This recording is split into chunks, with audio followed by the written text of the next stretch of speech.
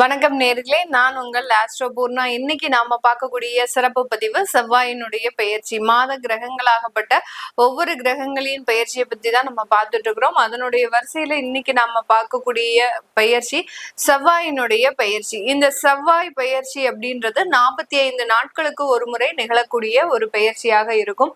இப்போதைக்கு செவ்வாய் பகவான் அந்த மீன ராசியில இருக்கிறார். காலபுருஷனுக்கு 12ஆம் இடமான அந்த சனியோடு சேர்ந்து செவ்வாய் இருக்கிறார். இந்த செவ்வாயாகப்பட்டவர் வரக்கூடிய மே மாதம் 12ஆம் தேதி மேஷ ராசிக்கு பெயர்ச்சி ஆகிறார். மேஷ ராசி அப்படின்றது பாத்தீங்கன்னா செவ்வாயினுடைய ஆட்சி வீடு, சொந்த வீடாக இருக்கு. அந்த சொந்த வீட்டுக்கு வரக்கூடிய அந்த செவ்வாயினுடைய தன்மை தனித்து செயல்படக்கூடிய ஒரு நேரமாக தான் இருக்க போகுது. இது வரைக்கும் அந்த செவ்வாய் பாத்தீங்கன்னா ராகுவோட பயணித்தும் சனியோட பயணிக்கும் போதும் அந்த போர்க்கால நிகழ்வுகள் அப்படின்றது உலக அளவில் அதிகமாக இருந்தது. எல்லா இடத்துலயும் ஒரு பதற்றம், எல்லா இடத்துலயும் ஒரு இறப்புகள், விபத்துக்கள், இந்த மாதிரியாக அந்த கூட்டு மரணம் அப்படின்றது அதிகப்படியாக இருந்தது. இதுக்கு காரணமே பாத்தீங்கன்னா இந்த செவ்வாயினுடைய தாக்கம் தான் அதிகப்படியாக எல்லா இடத்துலயும் ஒரு மிகப்பெரிய ஒரு மாற்றத்தை கொடுத்திருக்கும். இப்போ தனித்து செயல்படக்கூடிய ஒரு தன்மை இந்த 12ஆம் தேதி மே மாதம் வரக்கூடிய அந்த செவ்வாயாகப்பட்டவர் 21ஆம் தேதி ஜூன் வரைக்கும் அந்த மேஷ ராசியில இருக்கிறார். இப்படி 45 நாட்கள் இருக்கும்போது ஒவ்வொரு ராசி என்பவர்களுக்கும் உண்டான பலன்களை பற்றி தான் இந்த பதிவுல நம்ம தெளிவா பார்க்க போறோம். இந்த சேனலை முதல் முறையா பாக்குறீங்க அப்படின்னா சப்ஸ்கிரைப் பண்ணிக்கோங்க, பெல் பட்டன்ல ஆல் ஆப்ஷன் சூஸ் பண்ணிக்கோங்க. ரிஷபராசி அன்பர்களுக்கு இந்த செவ்வாயினுடைய பெயர்ச்சி பாத்தீங்கன்னா 12ஆம் இடமான இந்த விரயஸ்தானத்துல இருக்கக்கூடிய ஒரு பெயர்ச்சியாக இருக்க போகுது. இந்த விரையாதிபதி அந்த இடத்துலயே மறைவு ஸ்தானத்திலேயே வந்திருக்கிறாரு அப்படின்னு இருக்கும்போது இந்த ரிஷபராசி என்பர்களுக்கு அந்த களத்திரக்காரகனும் கூட, அந்த களத்திரக்காரகன் 12ஆம் இடத்துல வரும்போது நிறைய வெளிநாடு வெளியூர் வரன்கள் அமையறதுக்குண்டான ஒரு காலகட்டமாகவும், தன்னுடைய கணவன் மனைவி பந்தங்கள் அப்படின்றது வெளியூர்ல நல்ல சிறப்பாக அமையக்கூடிய ஒரு நேரமாக இருக்கும். இந்த ரிஷபராசி என்பர்கள் இந்த காலகட்டத்துல பாத்தீங்கன்னா வெளியூர்ல இருக்கும்போது கணவன் மனைவி நல்ல ஒரு அந்யோன்யமாக ஒரு நல்ல ஒரு பாச பிணைப்போட இருப்பாங்க. இதே இது அவங்களுடைய சொந்த ஊருக்கு வந்துட்டாங்க அப்படின்னா அந்த இடத்துல ஒரு சண்டை சச்சரவுகள், கருத்து வேறுபாடுகள், தேவையில்லாத ஒரு விஷயத்துக்கு கோவப்படுறது, இது எல்லாமே இந்த செவ்வாயினுடைய பெயர்ச்சி இந்த காலகட்டத்துல கொடுக்கக்கூடிய ஒரு அமைப்பாக இருக்கும். காலபுருஷனுக்கு 2ஆம் இடமான இந்த ரிஷபராசி என்பர்களுக்கு இந்த செவ்வாயினுடைய பெயர்ச்சி பாத்தீங்கன்னா செவ்வாய் பகவான் 4ஆம் பார்வையாக இவர்களினுடைய 3ஆம் இடத்தை பார்வையிடுகிறார். 3ஆம் இடம் அப்படின்றது பாத்தீங்கன்னா உபஜய ஸ்தானம். அடுத்து பாத்தீங்கன்னா காலபுருஷனுக்கு 4ஆம் வீடையும் இந்த செவ்வாய் பகவான் பார்வையிடுகிறார். அப்படி இருக்கும்போது இந்த தைரிய வீரிய ஸ்தானத்தை பார்க்கும் போது இந்த ரிஷபராசி என்பர்கள் இந்த காலகட்டத்துல ஒரு நல்ல ஒரு துணிச்சலான சில முடிவுகளை எடுக்கக்கூடிய ஒரு நேரமாக இருக்கும்.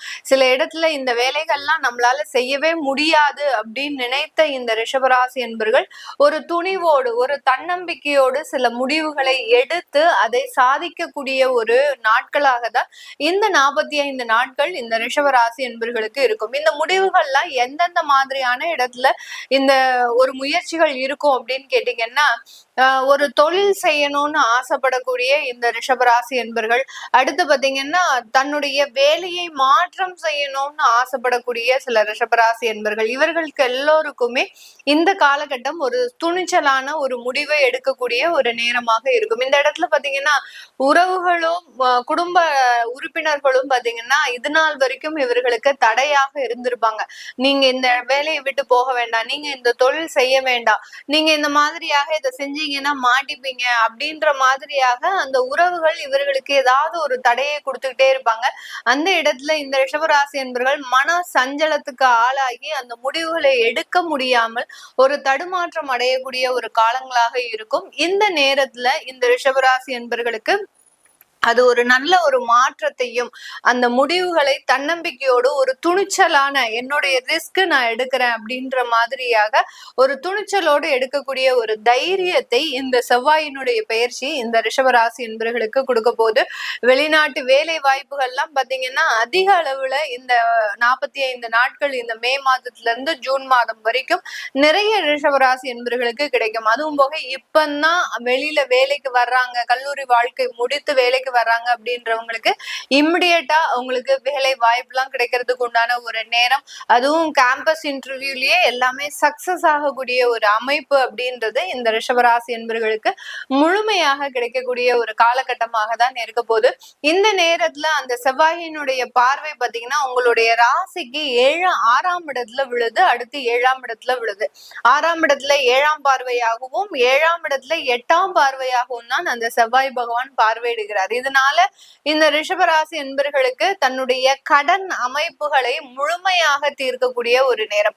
இப்ப யாருக்காவது கடன் தீரணும் அப்படின்ற பட்சத்துல செவ்வாய்க்கிழமை அன்னைக்கு அந்த குளிகை நேரத்துல இவர்கள் அந்த கடனை முடிக்கிறதுக்கு உண்டான சில முயற்சிகளை செய்தாங்க அப்படின்னா அந்த கடன் முழுமையாக அடைஞ்சிடும்.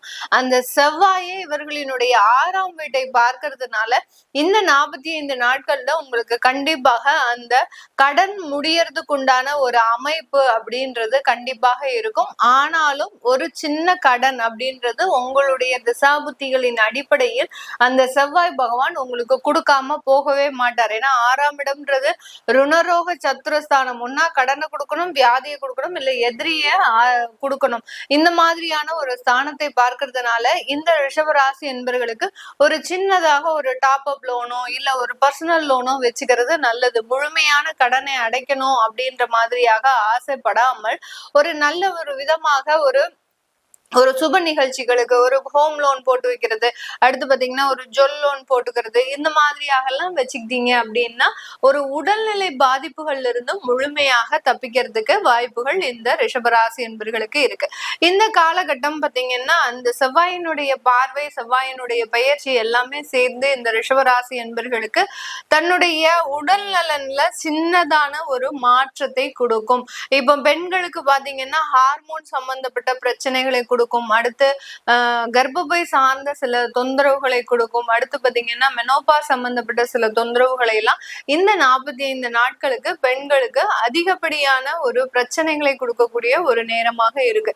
ஏன்னா அந்த பார்வை அப்படின்றது பாத்தீங்கன்னா 6ஆம் இடத்தை பார்க்கறதுனால அந்த வியாதியையும் கொடுத்து அதற்குண்டான நிவாரணத்தையும் இந்த ரிஷபராசி என்பர்களுக்கு இந்த செவ்வாய் பயிற்சி முழுமையாக கொடுக்கக்கூடிய ஒரு தருணமாக இருக்கும். வயதானவர்களுக்கு அப்படின்னு நம்ம பார்க்கும்போது இந்த இடத்துல அந்த உயிர் கண்டங்கள் அப்படின்னு இல்லாம தலைக்கு வந்தது தலபாகையோட போச்சு அப்படின்ற மாதிரியாக பெரிய பிரச்சனையா வந்திருக்க வேண்டியது ஒரு சின்ன அளவுக்கு அந்த ஒரு பிரச்சனைகள் தீர்ந்தது அப்படின்னு சந்தோஷப்படக்கூடிய அளவிற்கு அந்த வயதானவர்களுக்கு பெரிய பெரிய ஆபத்துகள் இருந்து மீண்டு வரக்கூடிய ஒரு நேரமாக தான் இந்த 45 நாட்கள் இந்த ரிஷபராசி என்பவர்களுக்கு இருக்கும். இந்த காலகட்டம் 7ஆம் இடத்தையும் அந்த செவ்வாய் பார்க்கறதுனால கண்டிப்பாக வரன் அமையறதுல ஒரு சந்தோஷமான ஒரு அனுபவம் அப்படின்றது கண்டிப்பாக இருக்கும். நான் முதல்லயே சொன்ன மாதிரி உங்களுக்கு வரன் அமையறது வெளியூர் வெளிநாட்டுல அமையும். கணவன் மனைவியா இருக்கிறீங்க அப்படின்னா வெளியூர்ல நீங்க மாற்றம் செஞ்சுக்கிறது நல்லது.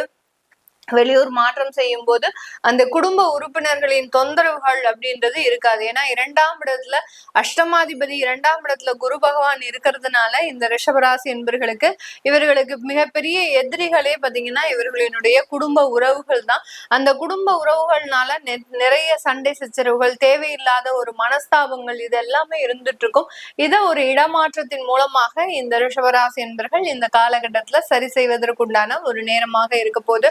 மாணவர்கள் அப்படின்னு பார்க்கும்போது அந்த செவ்வாய் பாத்தீங்கன்னா 12ஆம் இடத்துல இருந்து உங்களுடைய 3ஆம் இடத்தை பார்க்கறதுனால நிறைய முயற்சிகள்ல மாணவர்கள் ஈடுபட போறாங்க. ஏஐ சம்பந்தப்பட்ட டெக்னாலஜில நல்ல ஒரு முன்னேற்றங்கள் கொண்டு வருவதற்குண்டான புது முயற்சிகளை மாணவ பருவங்கள் ஏற்படுத்துவதற்குண்டான ஒரு நேரம். வெளியூர் வெளிநாட்டுல இந்த மாணவர்களினுடைய அந்த ஒரு நல்ல ஒரு அங்கீகாரம் அப்படின்றது மிக பெரிய அளவுக்கு இருக்கும்.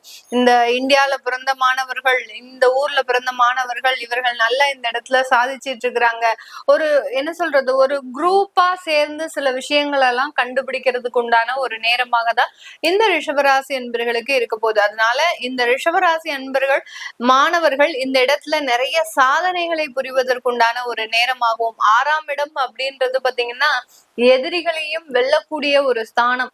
அந்த ஸ்தானத்தை அந்த செவ்வாய் பார்வையிடும் போது நிறைய ஒரு விஷயத்துல வெற்றியை காணக்கூடிய ஒரு நேரமாக தான் இருக்க போது. விளையாட்டுத்துறையை சார்ந்தவர்கள் முக்கியமாக பாத்தீங்கன்னா ஒரு வாலிபால்ல இருக்கிறாங்க, ஒரு கால்பந்துல இருக்கிறாங்க, ஒரு கூடைப்பந்து அந்த மாதிரியாக வெவ்வேறு விளையாட்டு துறையில இருக்கக்கூடியவர்கள், அத்லெட்டிக்ஸ்ல இருக்கக்கூடியவர்கள், அத்லெட்டிக்ஸ்ல இருக்கிறவங்க எல்லாம் நிறைய பேர் பாத்தீங்கன்னா இந்த காலகட்டத்துல நிறைய ஒரு வெற்றியை அடைவதற்குண்டான ஒரு நேரம், ஸ்பான்சர்ஷிப்லாம் நிறைய கிடைக்கிறதுக்கு உண்டான ஒரு காலகட்டமாகவும் தான் இந்த செவ்வாயினுடைய பெயர்ச்சி இந்த ரிஷபராசி என்பர்களுக்கு முழுமையான ஒரு மாற்றத்தை கொடுக்க போகுது. இது எல்லாமே நம்ம கோச்சார நிலவரப்படி பலன்களை சொல்லிட்டு இருக்கிறோம்.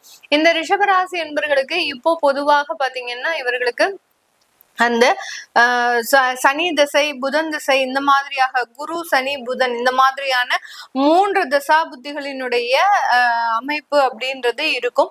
இந்த திசா புத்திகளின் அடிப்படையில் உங்களுக்கு இந்த செவ்வாய் பயிற்சி அப்படின்றது எந்த மாதிரியான ஒரு மாற்றத்தை கொடுக்க போகுது அப்படின்னு தெரிஞ்சுக்க விருப்பப்படுறவங்க கீழே இருக்கிற நம்பருக்கு நீங்க வாட்ஸ்அப்ல மெசேஜ் அனுப்பி அதற்குண்டான தகவல்களை நீங்க தெரிஞ்சுக்கலாம்.